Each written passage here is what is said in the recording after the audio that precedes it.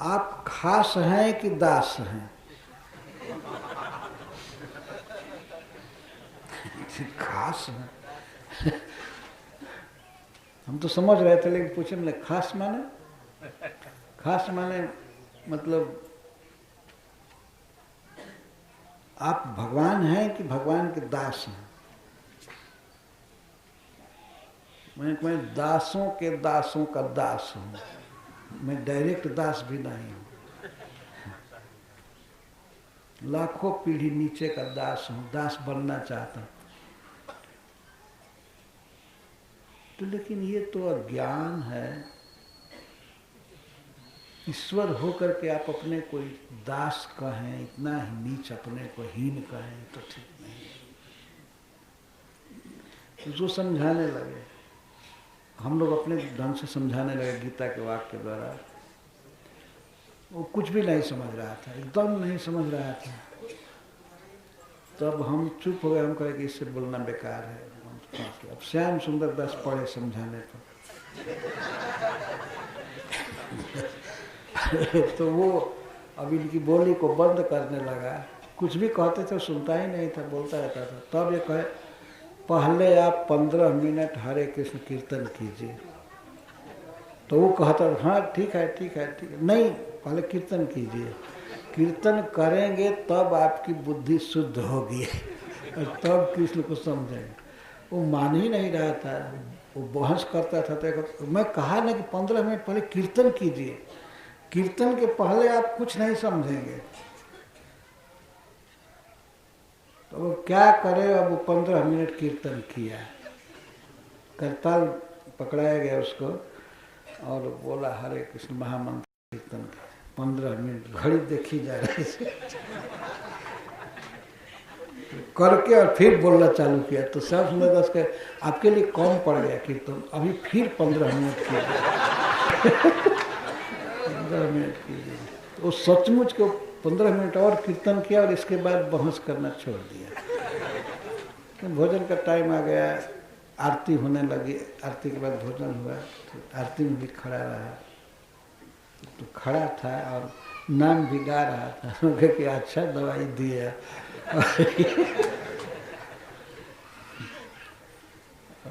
इसके बाद बहस नहीं किया, स्वीकार भी नहीं किया होगा हम लोगों की बात, लेकिन अब बहस नहीं किया।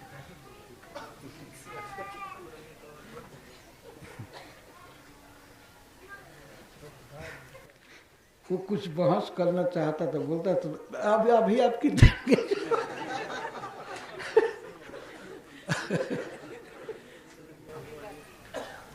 ऐसे जबरदस्ती करब जा नहीं, जबरदस्ती नहीं है, ये आप दबा दिए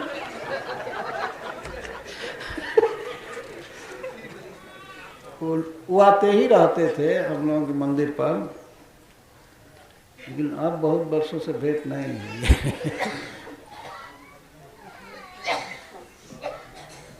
तो जो कट्टर मायावादी हैं और निर्विशेषवादी, उन लोगों को एक बार ब्रज में जाना चाहिए, सावन में, चाहे कार्तिक में या फागुन में। फागुन में जाएंगे जब नख से सिख तक रंग में बोरे जाएंगे, तब ध्यान होगा कि है प्रेम जगत में सार और कुछ सार में वैसे तो जहाँ तहाँ बहुत बहस, बस ध्यान करो, ऐसे लोग बोलते हैं ध्यान करो। और जप आदि टाइम से नहीं करना, न आरती में भाग लेना है, भगवान को प्रणाम नहीं करना है, बस टाइम से काम क्या करना है, चाय पी लेना है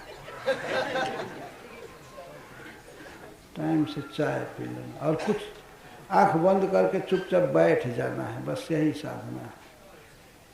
लेकिन वास्तविक तो साधना है गाना, भगवान का जस गाना, गीत गाना, नाम गाना और नाचना, ये धर्म है। कली काले धर्म नाम संकीर्तन सार।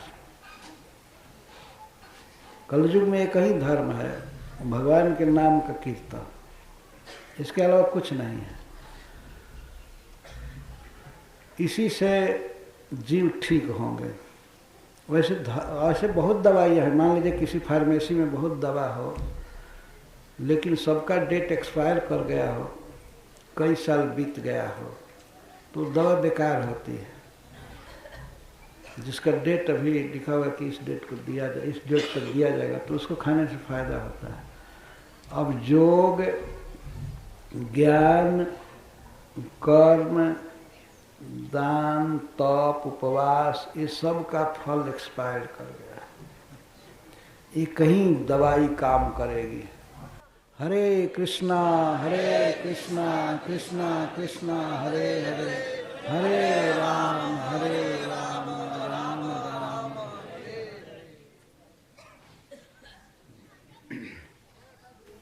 उद्धव जी जब गोकुल के गांव की गली में पैर रखे तो उस भूमि के स्पर्श से ही भाव बदलने लगा।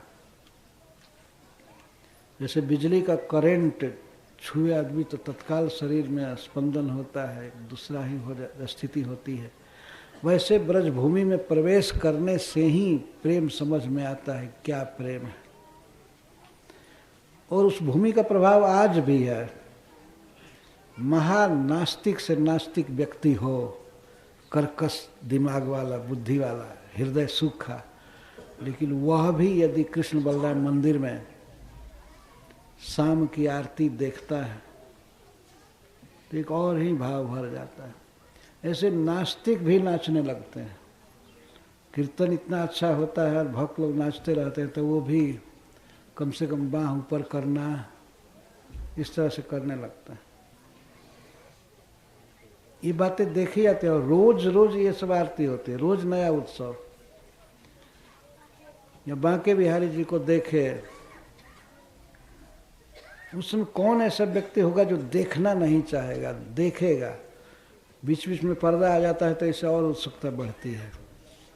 सभी लोग देखते हैं देखते हैं देखते हैं। ये है भक्ति। यह नहीं कि चुपचाप मुर्दा की तरह बैठ जाओ, चाहे सो जाओ, कुछ बोलो नहीं। नहीं बोलना ये मृतक का लक्षण है या गूंगा का लक्षण। भगवान का नाम नहीं बोला, गिरिराज जी की परिक्रमा नहीं किया तो ये जीवन सब बेकार है, वास्तव में किसी काम का नहीं। ये उद्धव जी ऐसे नहीं थे कि सूखे हृदय वाले। ये सूखे हृदय वाले इस समय मिलते हैं ज़्यादा लोग, और खास करके साधु भेष में सूखे हृदय वाले। उनके लिए रत्नाकर जी कहते हैं, ज्ञान मारतंड के सुखाए मन मानस को, सरस सुहाए घनश्याम करिबे लगे। घनश्याम का अर्थ है श्री कृष्ण। श्री कृष्ण हृदय में छाने लगते हैं वृंदावन जाने पर, और घनश्याम छाएगा बरसेगा तो सरस हो ही जाएगा हृदय।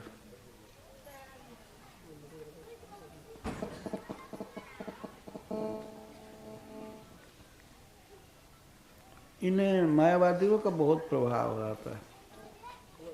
और तो लोग भगवान को प्रणाम नहीं करना चाहते हैं, इतना अभिमान होता है क्या। ज्ञानी लोग जो इस समय भगवान को जानते हैं, बल्कि भगवान ही हो गए तो भगवान को कैसे प्रणाम करें। ये सन्यासी लोग बड़े ही भ्रष्ट बुद्धि वाले हैं। दुनिया पूजती है ये सन्यासी हैं, लेकिन भगवान की भक्ति का जीरो भी नहीं है। उसी पर रत्नाकर जी आक्षेप कर रहे हैं। ज्ञान मारतंड के सिखाए सुखाए मन मानस को, सरस सुहाए घनश्याम करिबे लगे। जो श्री कृष्ण अन्य स्थान से समझ में नहीं आते हैं, वो ब्रजमंडल में जाने पर वहाँ से समझ में आ जाते हैं। मथुरा में रह करके भी उद्धव जी श्री कृष्ण को नहीं समझे। कहाँ है रुमाल? लेकिन ब्रज में जाने पर समझ गए।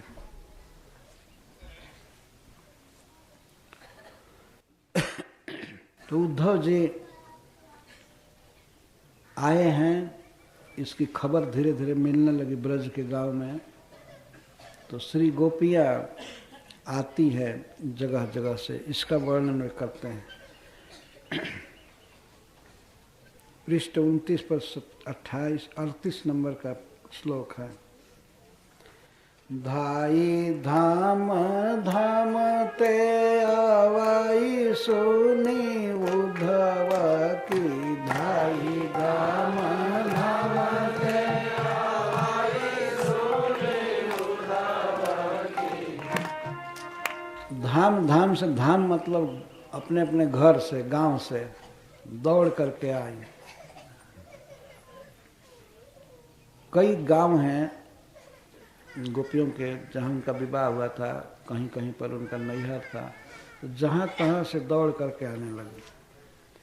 आवाई सुनी उद्धव की, उद्धव का आगमन सुन करके, प्रियतम के सखा आए हैं तो आने लगी।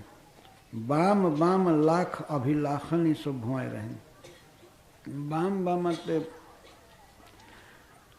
प्रत्येक ब्रज स्त्री आने लगी और मन में लाख अभिलाषा भर करके कि ये पूछूंगी, ये कहूँगी, ये कहूँगी, कैसे होंगे प्रियतम, कब आएंगे, कब आएंगे, हमारी चर्चा किए कि नहीं, हमारी चर्चा किए कि नहीं। तो वही अभिलाषा मन में लेकर के आ रहे हैं।